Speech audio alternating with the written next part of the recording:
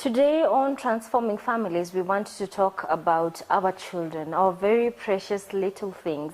So much has been happening since the reopening of schools this year, and we've had cases of a student stabbing the teacher, student killing the watchman, and so many other sad cases in the schools. And we're wondering, these are just babies, these are just innocent kids. I mean, what is happening to our kids, and what can we do to make them better? And that is why we are bringing this discussion right here on board. My name is Faith Kaulu, and thank you so much for joining me this day. And on set, I am joined by Reverend Edward Karanja, a minister with the Presbyterian Church of East Africa, as well as a marriage and family therapist. Thank you for being here. Thank you very much, Faith. I am glad to be here. As usual, anytime in Transforming Families, I'm happy for, as we say, stable families for a stable society. Thank you. And Professor Catherine Gashuda, who looks very nice in blue. Professor Catherine is a counseling psychologist as well as the director of the Kenya Institute of Business and Counseling Studies. Asante sana. I am happy to be in this program where we address families and try to see what can be done to improve the health of families. Sure. Today we want to talk about our children.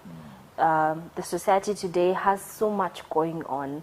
Not only are they exposed to early sexual activities, I'd say, but now they're turning into murderers, and we want to change that because we don't want a society where it is not safe being around kids, because the next moment they can take out a knife and stab you when you have an argument or when you send them a bottle of water. So let's start with the unrest that we have been seeing in schools. I'd love to start with you, Prof. Of course, they've been home for a period of about 1 year, almost 1 year, and now they're back to school, and this is happening. Let's talk about why are we getting such a reaction? We are getting such a reaction because children were at home for that period of time, taken away from school and not concentrating on academic work the way they were used to before.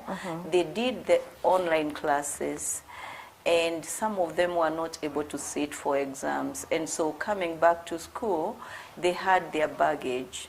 One, the stresses of being out there and not having a continuity of their schooling. Yeah.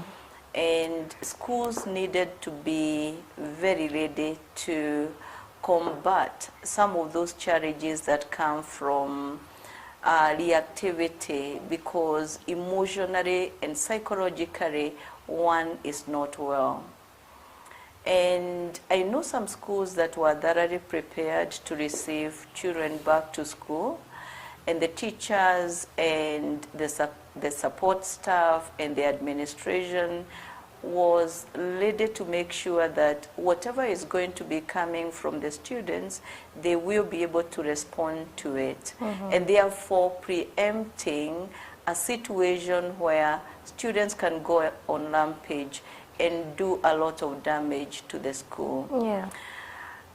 I would say that some schools were not very prepared, that children can come back to school and the tension and the stresses that they had not handled, they are going to be meted on the school, and damage is going to happen, because when they go on rampage, they are going to destroy a lot of property in the school.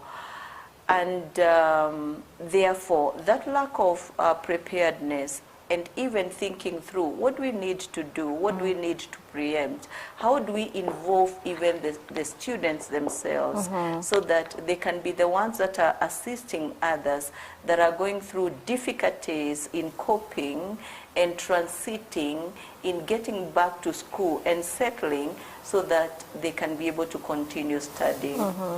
So I think onus is on the Ministry of Education to make sure that they are pacing the schools to make sure that they are responding to the children in ways that are going to help the children to settle. But yes, the unrest has been there, and from a psychologist's point of view, I think that there was lack of preparedness. We just took children back to school without preparing the teachers and the rest of the other stakeholders within a school system to know how to respond or even to preempt what are we likely going to go through when the children come back to school.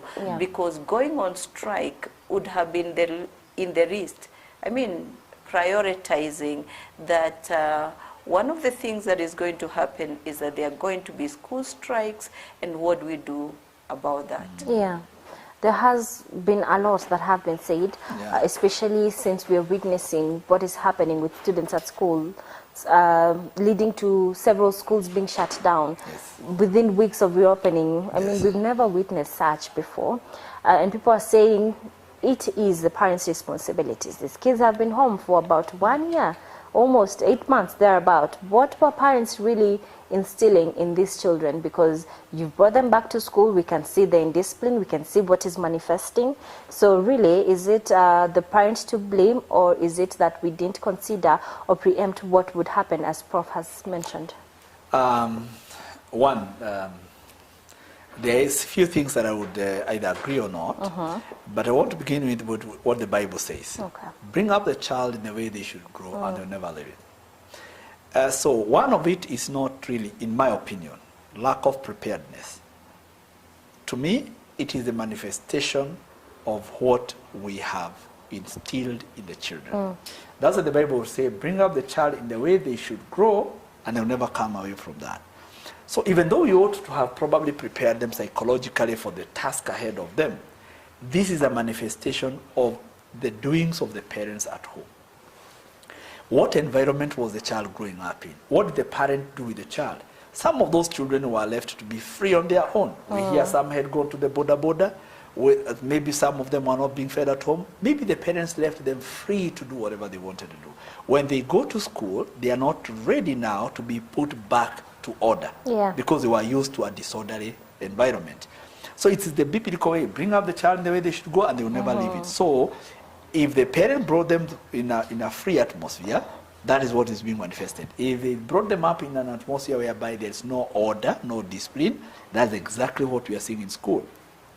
Meaning, there's a lot of disorder in school, at home, even more than school. The school is trying to bring the child back to order. That's why many of those children are resisting the order back in school. It is also a manifestation of the society, what the society is. If a child can turn to the parent, if a child can turn to the teacher and stab the teacher, stab a fellow student, could that be what the society has become? So that the child is simply reflecting what the society is like. That's why you look around and see that even the society we are in, the leaders themselves, the kind of the words they will engage in, the running battles. Look at the battles between the police and the hawkers, for example, and their young people. Look at the battles amongst the politicians. People who throw words at each other, throw chairs at each other.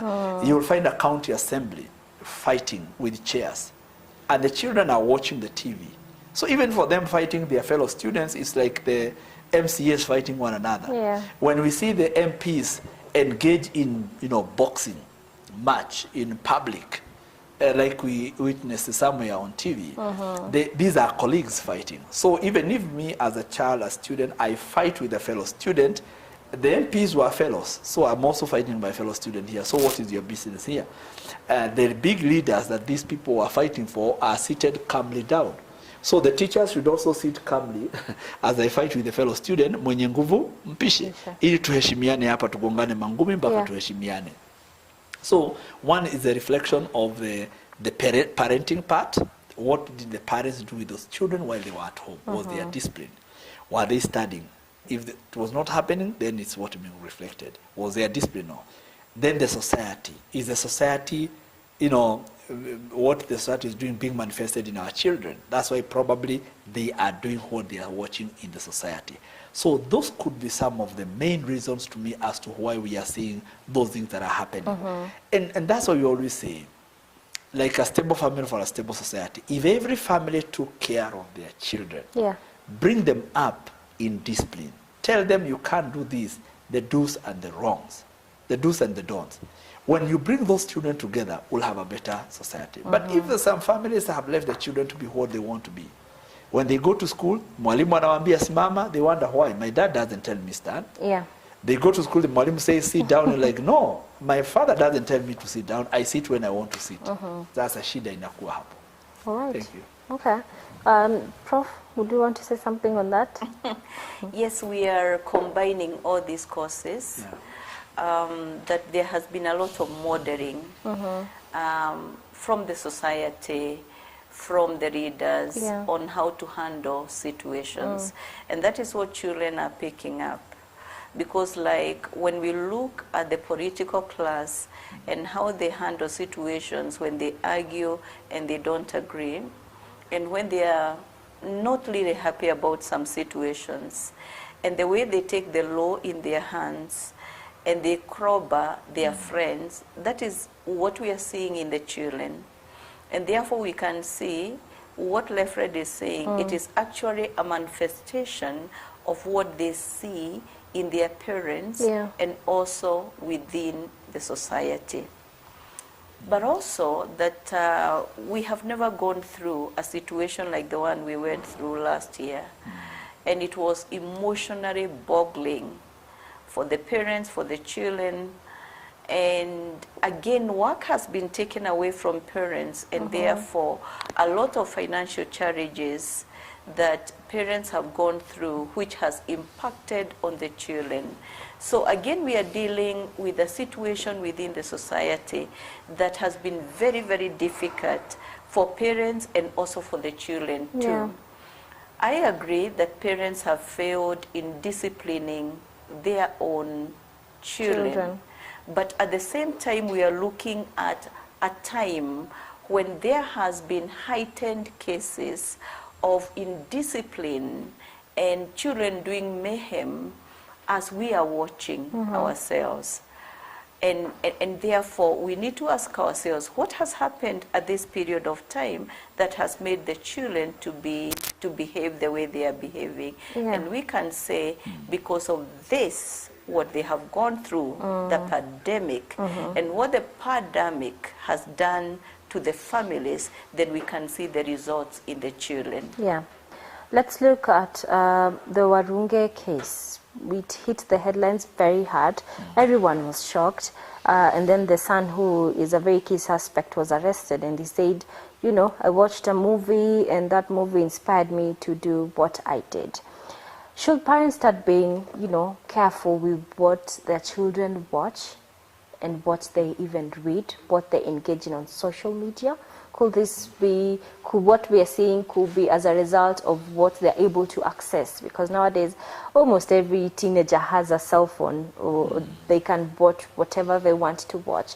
So is this access the reason as to why we are seeing the rampage in schools, the stabbing cases amongst young people? Rev? Would the parents start, you know, getting interested in what the children are watching and what they are reading? I would say the parents should not start. They should have been doing this. They should have been doing it, so they should continue. The parents should have been doing this. This idea of bringing up children in a remote way, like let them find their own way, let them do their own stuff, let them read, them know what is good. I don't ascribe to that school of thought. This idea of giving the child unguided freedom, I don't ascribe to that school of thought as well. I guess I'm an old school fella in terms of my thinking, the way I grew up. And though my children are growing up in the city of Nairobi, I have decided to keep some of the old school ways of living. Simple things. What is it that your child is doing in the room? Do they keep their room closed? If you are privileged to be in a home where a child has their bedroom, do they get into their bedroom and lock it throughout the night? And they are teenagers? Maybe that's what is good for you. For me, I don't ascribe to that school of thought. One locks the bathroom if they are showering. If they are sleeping, they don't lock the bedroom. If they are leaving the room and you are going even to college, you don't lock the bedroom. It is my house, for heaven's sake. When you, when you get to your house, you lock your own house. So that when the child goes away, and I hope the children don't hear this, when they're in college, the universities, I can even find time and zorora the bedroom. Nizorore, kama kuna bangi imefichwa nijue. Kama kuna bunduki imefichwa nijue. Kama kuna kitabu inasomwa nijue. You know, you will be able to get to know what is happening in the life of your child. If your child changes behavior a little bit, you see your child is starting to change behavior. Alikuwa nakuja dining pamoja na nyinyi, they are no longer coming. They used to come down maybe for prayers or for consultation. They are no longer, they are staying in their room put, locked up there. As a parent, you should be concerned. So I would say what your child is reading is of your importance, it's of your concern. The movies they are watching is also of your concern as a parent. Keep a relationship. The Warunge case, this boy claimed throughout that nobody loves me. Did anybody listen to him? Did anybody hear him? This hatred that he grew towards his father, his mother, his siblings, of saying that they are loved at my expense, what was it? Did they ignore his cry that nobody was listening to him, nobody was hearing him? So I would say as a parent, do not ignore your child, because Waronge is not just watching the movie. It's not just reading the book. No. I think for me, Waronge, there was more to that. Maybe he got ignored for a long time. Yes. I really like that you said it's not just watching the movie, because I'm sure parents will start switching off the television for their kids. You know, even when they want to watch comedy, they're like, no, whatever you are watching is what other people are doing. So no watching TV in my house. That there is a lot more behind. That is the reason as to why we're seeing violent kids today. Yes. Yes, I agree. It's not just like, don't go home as a parent. Please, my viewers, don't go home and switch off the video, the movies. Don't switch off the electricity. Like I had one case of a parent who would go to the fuse box as they go to work and atoa fuse and then another kazini. So the whole day, no electricity in the house. When they come back and arudisha fuse. Those are extremes as well. Thank you. Yeah. Yes, just what Lefred has said, that programs should be vetted. And even when children are very small, they should be helped to appreciate. There is material that will harm them, and we can identify those materials that will harm, like pornography or watching those videos that are very violent, because they will mainstream something within children that is going to make them also believe that being violent and being harming other people is okay, when it is not actually okay. And just like Lefred has said, there are many reasons, or there are many causes for what Warunge did. Like that feeling rejected, that feeling I am the odd one out in this family, is something that mom and dad needed to listen to and take it seriously and respond to it. Remember, he was sleeping in his own house, away from the main house. And therefore he felt, I am different, I am not part of this home. He lacked a sense of belonging to the family he came from. And that is dangerous, because we can see even when he went and was wanted to kill the younger brother, and the younger brother appealed to him, he thought in his mind, or even he said, that you are loved, I am not loved. And therefore, because of that, I am not going to spare you. You can imagine that anger and that pain that can make one, a bigger brother who is supposed to be taking care of a younger brother, to kill that younger brother, even as the younger brother was appealing to him. But there is something else that we need to look at in that case, because we are learning from that case. They are not the worst. That family is not the worst. But because it happened, then we can learn from them. parents going to other countries to look for money and leave children, and children feel abandoned. Because like when you are a son and your father is out there looking for money, which is a good thing, parents need to know that money is not everything. Being with your own children on a moment-to-moment basis is also of vital importance to the children, because then who is there to make sure that this boy is going to be disciplined if dad is not there? Because dad had come back and dad is in the upper room drinking. And maybe that is what he used to do when he was out there abroad, because you are alone without family. So what do? You go drinking. And because you're used to drinking, you come back home, the only way you can be able to take care of yourself is drinking. He was not with the other family members. He was drinking alone. So what does that make children feel? That even when daddy comes or mommy comes, she or he is not there for me. So these are children who are going to be suffering in a multiple number of ways. And therefore they will pain, they will hurt, and we will see the results of all that. I like how it's really getting deep and real as well. But we're hitting it hard, that don't go looking for money. As much as creating a comfortable life for your children is important, quality time spent with them is also key. You get to learn, what do I need to correct? What do I need to appreciate? How do I need to grow this child? And so much more. Let's take a very short break. We'll be right back, so do not move a muscle, because there's so much more weight to talk about.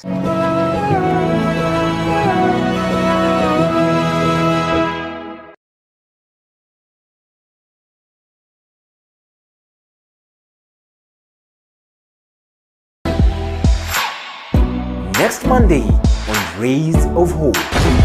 Today, we want to dig deep into the theme, understanding the theme, freed to free. True freedom is not brought by people. It is not brought by the wealth. It is brought by God himself. Each one of us to remember, I'm free to free, and I should not place these people in my hands. The hand of man is weak. It's weak. Tune in to CAC TV next Monday at 8 p.m. on Rays of Hope.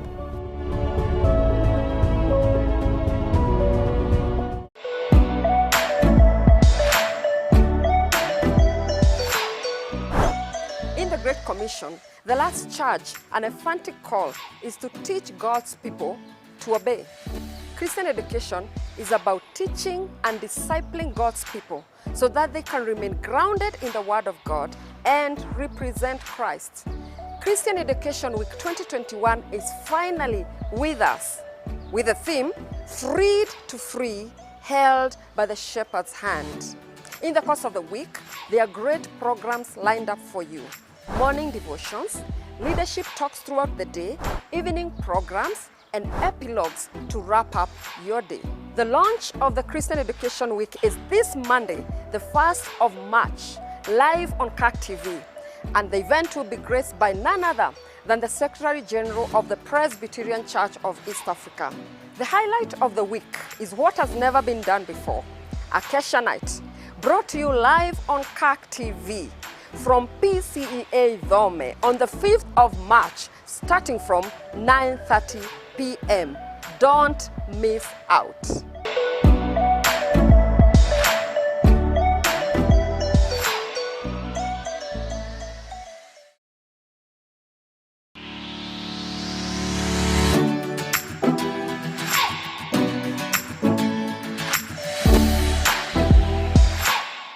Hi guys, for the first time Christian Education Department brings you Acacia Night this Friday 5th March live on CAC TV. Venue PCEA Dome. Tell a friend to tell a friend. God bless you. Being held by the shepherd's hand. I am free to free. usikose tupatane 5th March. I am free to free.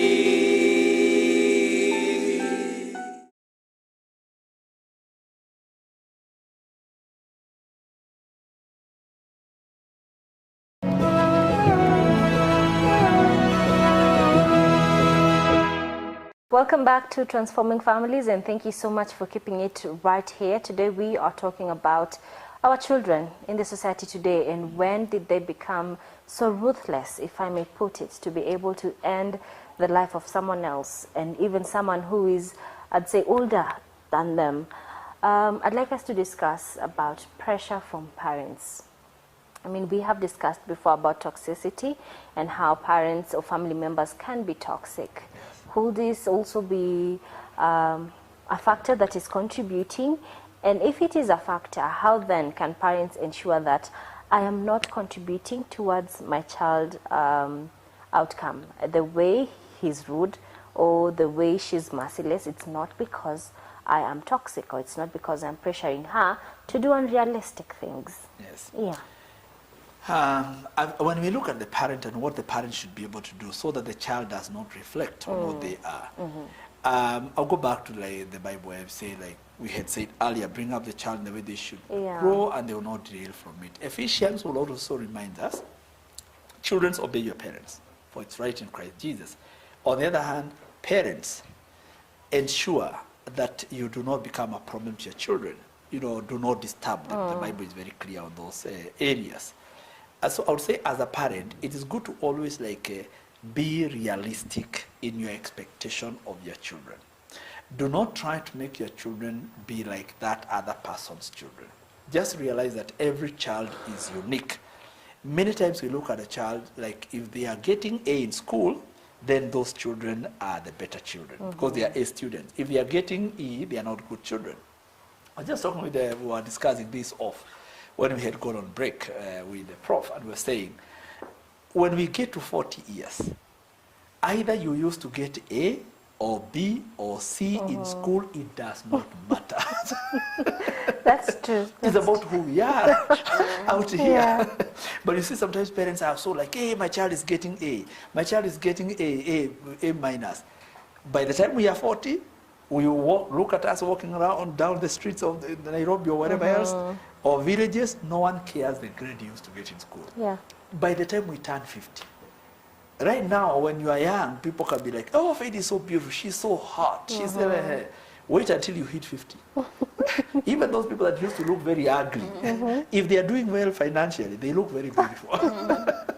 Those that looked very beautiful, if they're not doing well financially and socially, they no longer look at the beauty. It changes. Yeah. So the parents should be able to guide the children and work with the children's strength. Work with the children's strength without, again, letting the children off the cuff. You know, there's something you will know that as a parent, this is good for the child, but the child may think it's not good for them because they have not experienced in life. So work with the child's strength while still guiding them towards the right direction. That would be my pick. All right. Yes. Prof? Yeah. Are parents becoming extremist in controlling the children and not giving them the room to be able to think through situations and decide how they would want to respond to particular situations? Are parents that controlling? And yes, in some situations, parents can be controlling because when we talk about styles of parenting, we know parents who are overly controlling of their own children. Yeah. And because of that, children feel, I don't have even space to be able to breathe. And such kind of children are not able to make decisions on their own because parents are the ones that make decisions for them. And parents need to see the folly of that. Because you're not going to live your children's life, or when they become adults, they are the ones that are going to be living their own lives. And therefore, helping them to be able to make decisions, even when they make poor decisions, that you can continually enhance their decision making to a point that they themselves can be able to make rational decisions. And therefore we can say there is a percentage of parents who are very controlling, who don't even listen to their own children, or even when it comes to the performance, they would want children to do what they themselves want. Yeah. Picture when a parent is perfectionistic. A perfectionistic individual thinks that things have to be done in their own way, and their own way is the best way. Meaning that if a child is doing something differently from the way the parents want, then the parent shouts at the child, the parent says very negative things to the child, and therefore the child feels, I am not important, and my daddy or my mommy does not love me. Yeah. That is one end. But the other extreme end is where parents are not controlling completely and they are permissive. Yeah. And a permissive parent does not even have rules and regulations, does not monitor a child to know who are your friends. Are you going to bed at the right time so that you can have enough time to be able to relax, so that when you wake up in the morning, you can be able to concentrate with the business of the day. Whether the business of the day is carrying out activities and tasks at home, or it is concentrating on some homework that is academic in nature. So this permissive parent does not have any controls, does not put boundaries. You cannot do that. Does not help the child to be disciplined. So it can turn in a way that a parent can be so controlling to a point the child is not able to learn disciplines of life out of their own drawing from themselves. And on the other hand is where the child is not regulated completely. Such kind of situations are regrettable because the product that comes out of that kind of parenting is a very negative product. They are the kind of children that we are talking about, that this child can feel neglected and therefore can kill. Or this child can feel also neglected in the sense that when a parent is permissive, then this parent is not following through with the child. So this is a child who is feeling neglected also and abandoned, and can also kill and harm other people. Yeah, there has been a discussion about whether to bring back corporal punishment rather in schools or not, because of the rampage that we have been witnessing since the reopening of schools. I'd love to start with you, Prof, then come to you, Rev. I know you're going to tell me spare the rod and spoil the child. Prof, what's your take on this? Right. I would want to say when it comes to discipline and correction, there are many methods and strategies that we can utilize in correcting children. Many a times we say, you know, using the cane is the best way. But then we need to ask ourselves, how many children have been disciplined using the cane and they turned out to be good? We know there are some that turned out to be good, or they were able to correct their behavior and they were able to succeed in very many ways. But I would want to say in correcting and disciplining children, there are so many other methods that we can use. You can tell a child, go and sit there. You have fought with another child. Go and sit there. You're not going to enjoy the company and the laughter and the play of the other children until you understand that when you are with other children, you cannot afford to be beating them.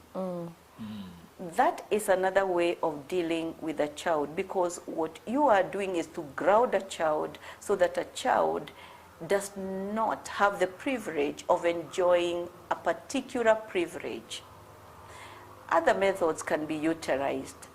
So we cannot say we do not have strategies and methods of dealing with children so that they can be disciplined and so that we can correct their behaviors, unless we are working from a limitation point of view. So should we bring back the cane? These are children who were brought up when they were small, when they were not caned.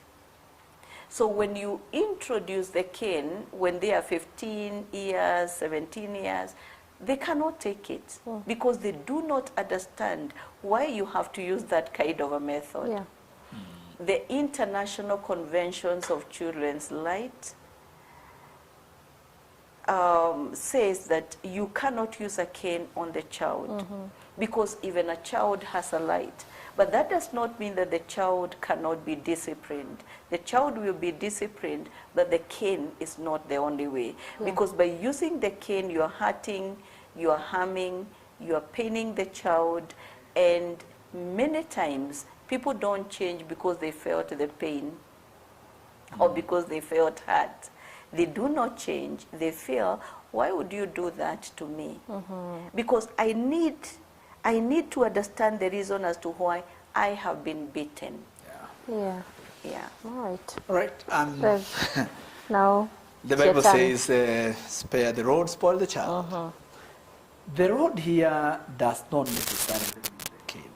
All right. And that is where we go wrong most of the time. You know, the cane or the rod in the Bible, as used, it is a deterrent. It's a deterrent. You know, it is used to so that you can be able to instill discipline. When I use the rod, it's a deterrent towards a certain behavior. So that you no longer take sugar, I'll use the cane. So the cane becomes a deterrent for the child, you know, taking sugar. But it does not necessarily mean the cane. There are many other methods that one can use to be able to instill discipline. And in the event the child goes haywire and you want to punish them, you do not have to necessarily punish them by the use of the cane. You can also punish them in other ways. You can withdraw a privilege. Maybe they have a phone, you can withdraw the privilege of the phone. Maybe there is a TV, you can withdraw the privilege of the TV in the house. Maybe there is a visit, maybe there is a certain dish you prepare for them over the weekend. You know, the child is not behaving, you can withdraw that.